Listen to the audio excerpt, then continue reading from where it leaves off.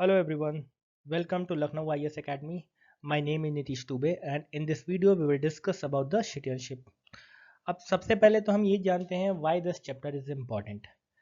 अब किसी भी स्टेट के लिए जानना बहुत ही ज़रूरी होता है कि कौन होते हैं ये सिटीजन, कहाँ से आते हैं ये लोग, क्योंकि उसके बाद ही वहाँ के गवर्नमेंट वहाँ के सिटीजन के क्या राइट हैं, क्या ड्यूटी होंगे, गवर्नमेंट क्या पॉलिसी बनाएगी अपने सिटीजन के लिए, सब कुछ इसी पे डिपेंड करता है. So let's start the topic. अब इस टॉपिक में हम इन चीज़ों पे बात करेंगे. पहला कि सिटीजनशिप का सिग्निफिकेंस क्या है. दूसरा ये कि कॉन्स्टिट्यूशन ने पार्लियामेंट को पावर दी कि आप सिटीजनशिप एक्ट 1955 बनाइए. तो पार्लियामेंट ने ये जो एक्ट बनाया उसके लिए क्या कंडीशन रखी सिटीजनशिप पाने के लिए, क्या कंडीशन है कि आपकी सिटीजनशिप छीन ली जाएगी, सिंगल सिटीजनशिप क्या होता है और ओवरसीज सिटीजन कौन होते हैं.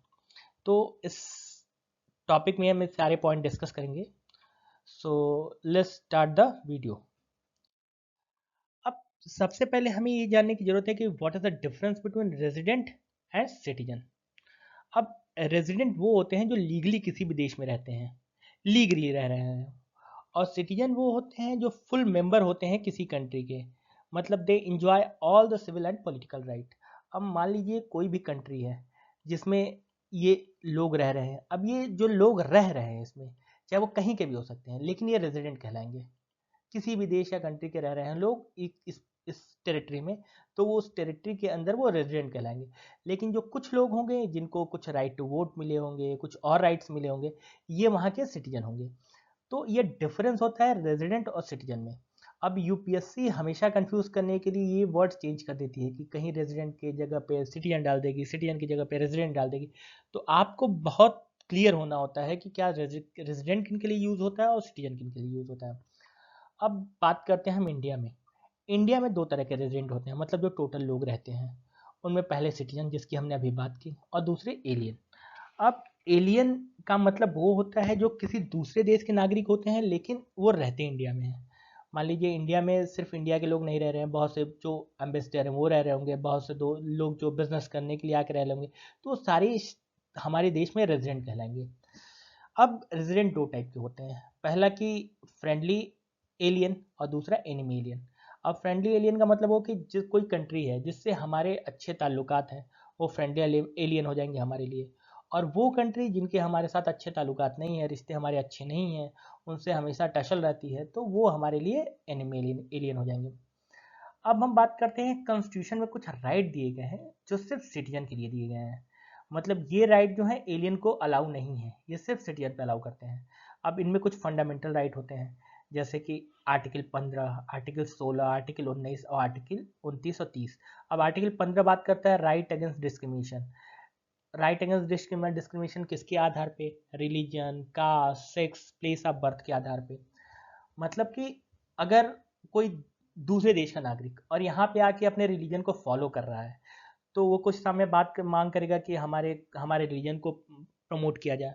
तो इन सब चीज़ों से बचने के लिए हम हमारे देश में या किसी भी देश में वहाँ के रिलीजन को फॉलो करने से मना किया जाता है कि भाई आप अपने तक रहिए, पर्सनल रखिए उसको, हम इसको राइट नहीं देते हैं, ये आपके लिए नहीं है.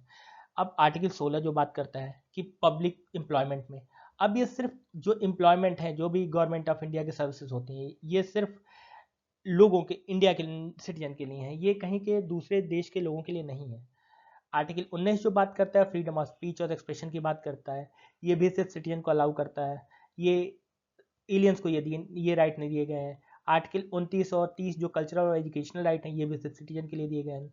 इसके अलावा कुछ और राइट हैं जो राइट टू वोट है, राइट टू कंटेस्ट इलेक्शन है, और कुछ पब्लिक ऑफिस जैसे कि प्रेसिडेंट, गवर्नर, ये सिर्फ एक सिटीजन के पास ही हो सकते हैं, ये कोई एलियन नहीं इनको रख सकता है. तो ये जो डिफरेंस है सिटीजन और एलियन में, और कुछ ही जो राइट है, हमने इसके बारे में बात की. अब अगर सिटीजन को कुछ राइट दिए गए हैं तो कुछ ड्यूटीज भी होंगी जो सिर्फ सिटीजन को ही फॉलो करनी होंगी. जैसे कि आप टैक्स पे करें, आप अपनी कंट्री को किसी भी सिचुएशन में, ऐसी सिचुएशन आ जाए जहाँ डिफेंड करने की आपको डिफेंड करना होगा, आप अपने झंडे के, अपने राष्ट्रगान का आप रिस्पेक्ट करें. तो ये ड्यूटीज सिर्फ सिटीजन को फॉलो करनी होती है. अब जो इंडिया में है वो दो तरह के सिटीजन, मतलब एक तो बाय बर्थ और दूसरा नेचुरलाइज सिटीजन. इन दोनों को ही ये ऑफर दिया गया है कि आप प्रेसिडेंट बन सकते हैं, मतलब इन दोनों पे ही ये लागू होता है कि आप प्रेसिडेंट बने।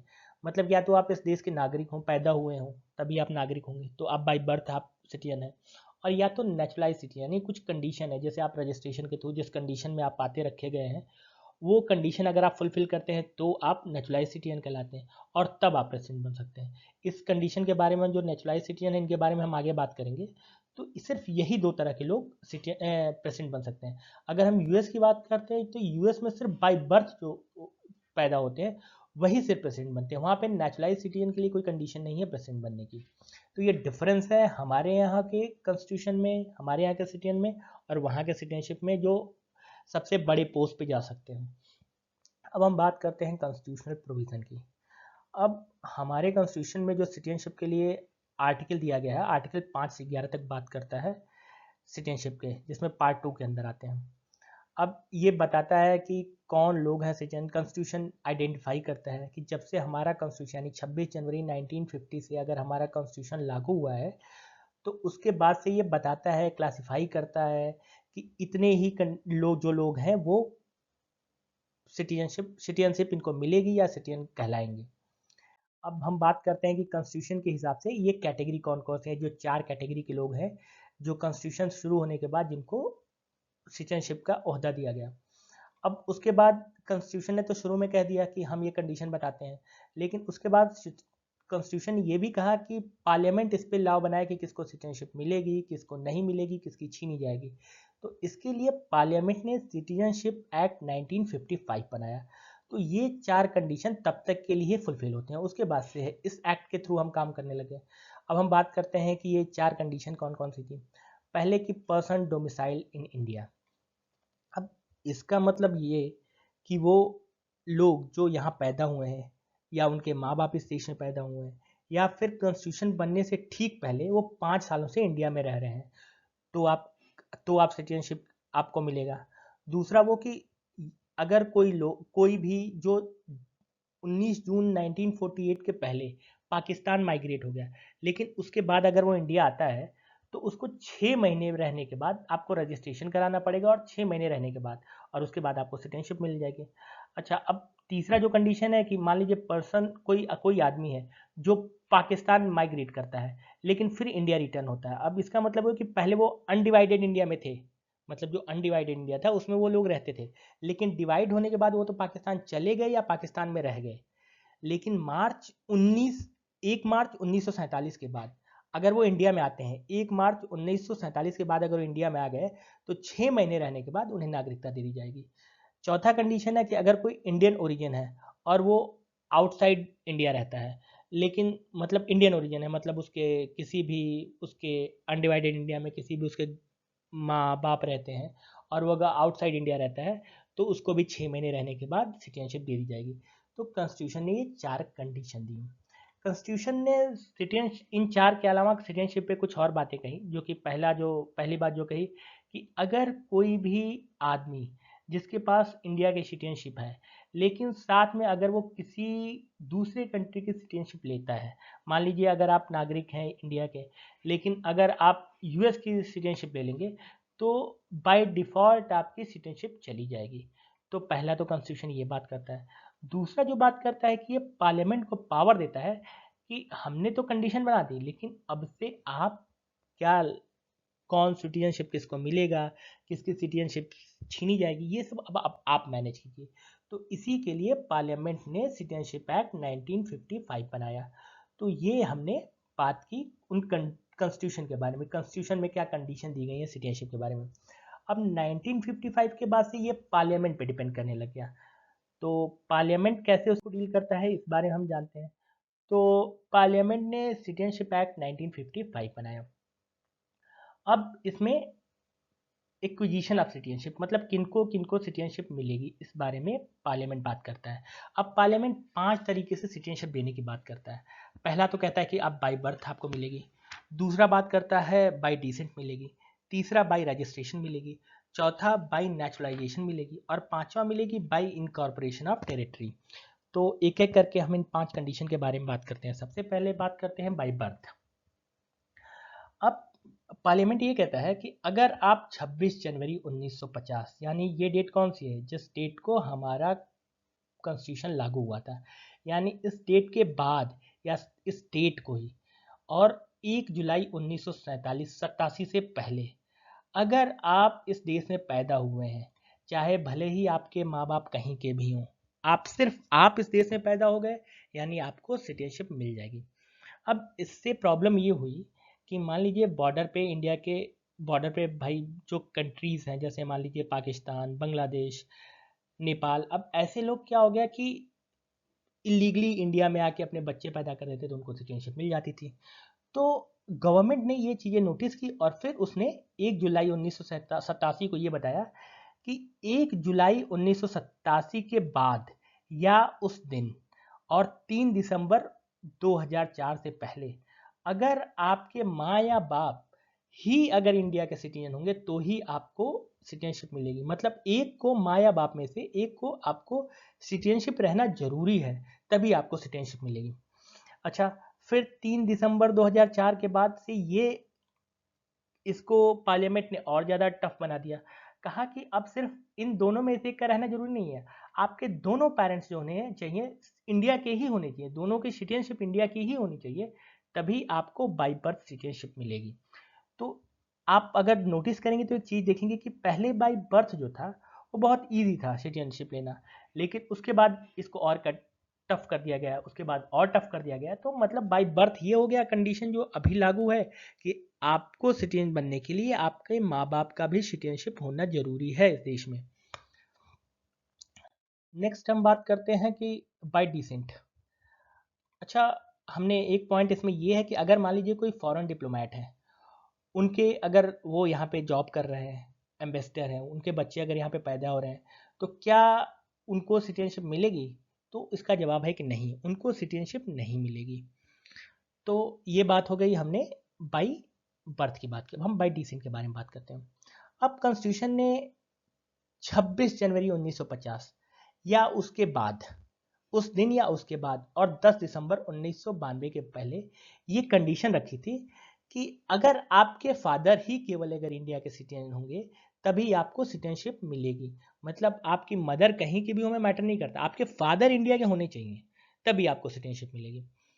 उसके बाद 10 दिसंबर को हमने ये कंडीशन बनाई कि ऐसा है कि आप 10 दिसंबर 1992 के बाद या उस दिन और 3 दिसंबर 2004 के पहले अगर आपके माता या पिता, मतलब उससे पहले सिर्फ फादर के लिए कंडीशन था, लेकिन फादर और मदर अब दोनों के लिए, कि दोनों में से अगर किसी के पास भी सिटीजनशिप है, मतलब ये सिर्फ फादर के लिए अलाउ नहीं है, अब दोनों में से कोई भी, आपकी मदर भी अगर इंडिया की हो तो आपको भी सिटीजनशिप मिल जाएगी। फिर तीसरा कंडीशन बनाया गया कि देखिए 3 दिसंबर 2004 के बाद और अब तक के लिए अगर आपकी बेबी की अंडरटेकिंग है 1 ईयर की, या अगर आपने उसके बाद 1 साल के पहले अगर अंडरटेकिंग है, या उसके बाद अगर नहीं ली है अंडरटेकिंग 1 साल के अंदर की, तो आप उसके बाद सेंट्रल गवर्नमेंट से हमारे पास लिखवा के लाइए कि आपको इस देश के, मतलब हम रजिस्ट्रेशन कराना चाहते हैं और आपको सिटीजनशिप दे दी जाएगी। तो इसमें आप देखेंगे कि ये बहुत पहले टफ था क्योंकि सिर्फ फादर के लिए था, तो इसको थोड़ा इजी किया गया है। बाय बर्थ वाले में जो पहले इजी था लेकिन उसको टफ किया गया है, लेकिन बाय डिसेंट वाले में पहले टफ था लेकिन उसको इजी किया गया सिटीजनशिप देने के लिए। तो ये दोनों बात की हमने इस कंडीशन के बारे में। तीसरा हम बात करते हैं बाई रजिस्ट्रेशन। अब बाई रजिस्ट्रेशन कैसे? अगर मान लीजिए आप रजिस्ट्रेशन करके सेंट्रल गवर्नमेंट के पास एप्लीकेशन देते हैं कि हम इस देश के नागरिक होना चाहते हैं, तो उसके लिए कुछ कंडीशन दिए सेंट्रल गवर्नमेंट ने, और फिर आपको वो अगर फुलफिल करते हैं तो आपको सिटीजनशिप मिल जाएगी। जैसे कि अगर आप एक पर्सन है इंडियन ओरिजिन के, मतलब कि आपके माँ बाप, आपका ओरिजिन यहाँ से है, इंडिया से है, और अगर आप इंडिया में 7 सालों से रह रहे हैं एप्लीकेशन करने से, भरने से पहले, तो आपको सिटीजनशिप मिल जाएगी। दूसरे ये कि अगर आप किसी भी इंडियन सिटीजन से शादी करते हैं और उसके बाद 7 साल रहते हैं एप्लीकेशन भरने से पहले, तो आपको सिटीजनशिप मिल जाएगी। तीसरा ये कि अगर आप आपके कोई पेरेंट्स जो पहले से ही इंडिया के इंडिपेंडेंट इंडिया में, अनडिवाइडेड इंडिया में सिटीजन थे, तो आपको 12 महीने रहने के बाद आपको एप्लीकेशन भरेंगे और आपको सिटीजनशिप मिल जाएगी। और चौथा ये है कि अगर आप OCI कार्ड होल्डर है, और OCI कार्ड होल्डर होने के साथ अगर आप 5 साल रहते हैं और 5 साल के लिए आप रजिस्टर होते हैं और साथ में 12 महीने रह लेते हैं, तो आप एप्लीकेशन भर सकते हैं सिटीजनशिप पाने के लिए। तो ये जो 4 कंडीशन है बाय रजिस्ट्रेशन आपको मिलेगी। अच्छा, इन कंडीशन में अगर आपको रजिस्ट्रेशन इनके थ्रू आपको सिटीजनशिप मिलती है तो आपको ओथ भी लेनी पड़ेगी कि आप कॉन्स्टिट्यूशन पे रख के हाथ रख के कसम खाएंगे कि हम इस कॉन्स्टिट्यूशन को, इसके लिए हम काम करेंगे, इसकी सेफ्टी सिक्योरिटी के लिए। तो ये चीज़ें हमने बात की बाय रजिस्ट्रेशन। नेक्स्ट हम बात करते हैं बाय नेचुरलाइजेशन।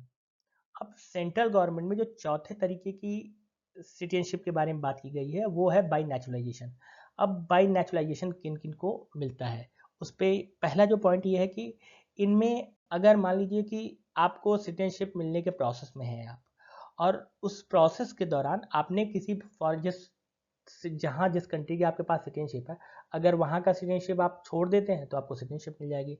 दूसरा कि अगर आप किसी भी ऐसी कंट्री के सिटीजन नहीं हैं जहाँ से हमारे मतलब अच्छे रिश्ते नहीं हैं, ऐसी कंट्री जहाँ से आप अच्छे रिश्ते नहीं हैं तो आपको सिटीजनशिप नहीं मिलेगी। लेकिन अगर अच्छे रिश्ते हैं, अगर ये प्रोसेस फुलफिल करेंगे तो आपको सिटीजनशिप मिल जाएगी।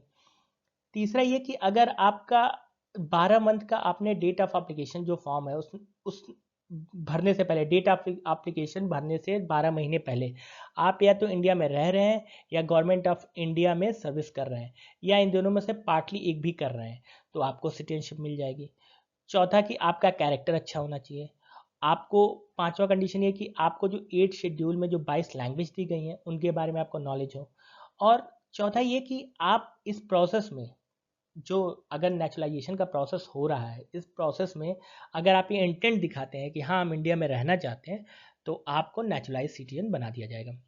अब गवर्नमेंट ऑफ इंडिया जो होती है, अगर आपने किसी भी इन सर्विस में science, art, philosophy, world peace या ह्यूमन प्रोग्रेस में अगर बढ़िया अपने सर्विस दी है, तो आपको इन कंडीशन में छूट दे सकती है गवर्नमेंट ऑफ इंडिया।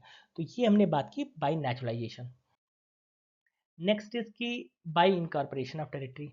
अगर मान लीजिए आप किसी भी देश के नागरिक हैं और इंडिया ने अगर वो देश को इनकॉर्पोरेट कर लिया आप अपने अंदर, तो आप बाय डिफ़ॉल्ट हमारी कंट्री के नागरिक हो जाएंगे, बाय डिफ़ॉल्ट इंडिया के नागरिक हो जाएंगे। जैसे पौंडीचेरी था, पौंडीचेरी पहले फ्रांसीसी के अंडर था, लेकिन जब पौंडीचेरी पे जब इंडिया ने अपना इनकॉर्पोरेट किया अपने अंदर, तो पौंडीचेरी के जो लोग रहने वाले थे उनको इंडिया की सिटीजनशिप मिल गई।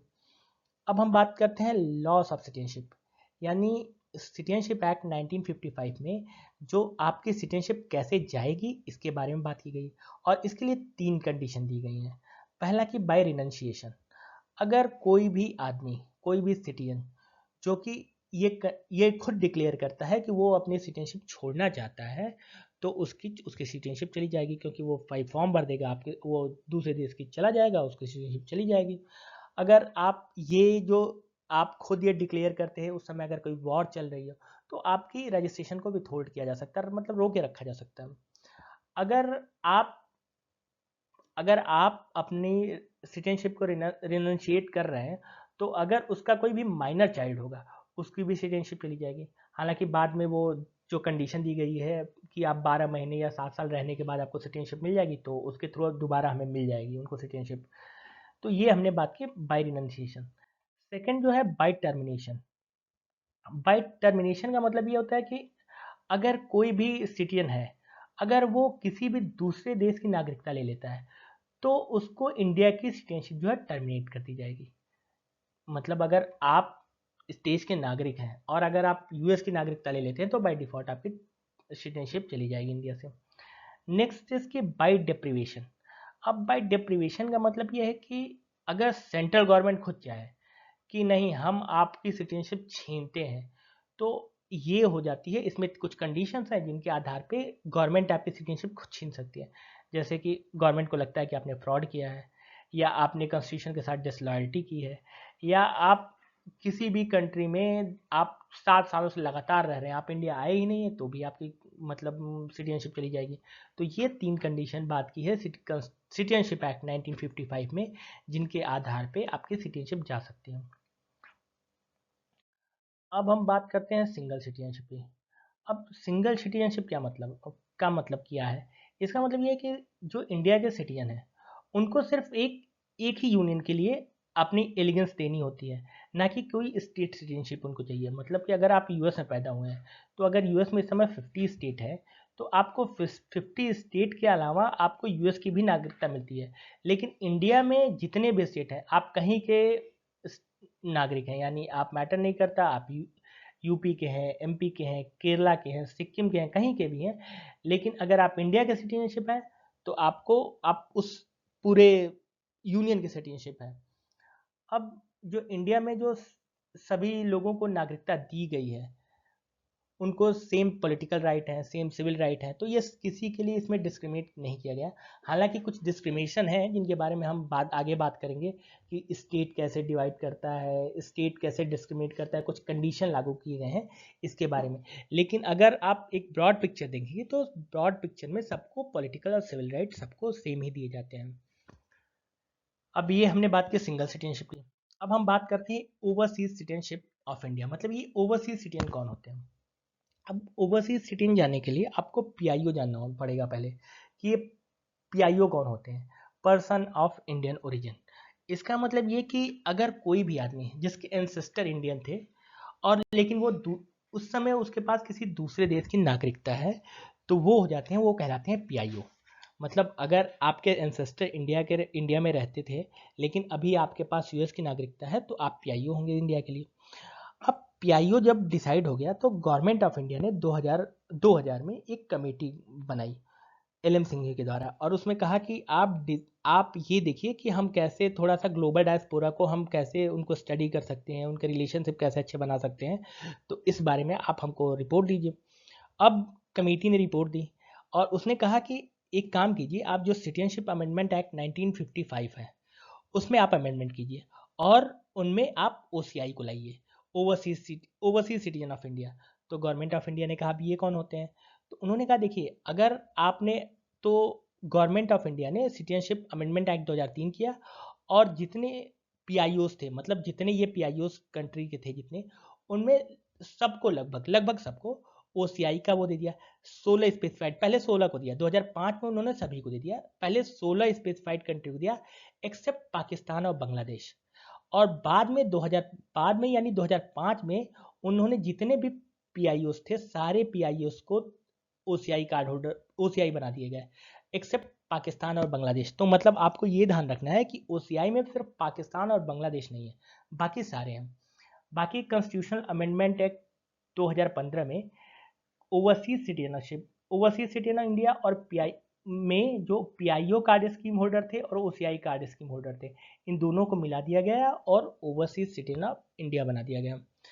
अब हमें एक बात ये समझनी बहुत ज़रूरी है कि जो ओसीआई होते हैं, तो ओसीआई का मतलब क्या कि ये ड्यूअल सिटीजनशिप होती है कि मतलब आप इंडिया के भी नागरिक हो सकते हैं और आप उस देश के भी नागरिक हो सकते हैं।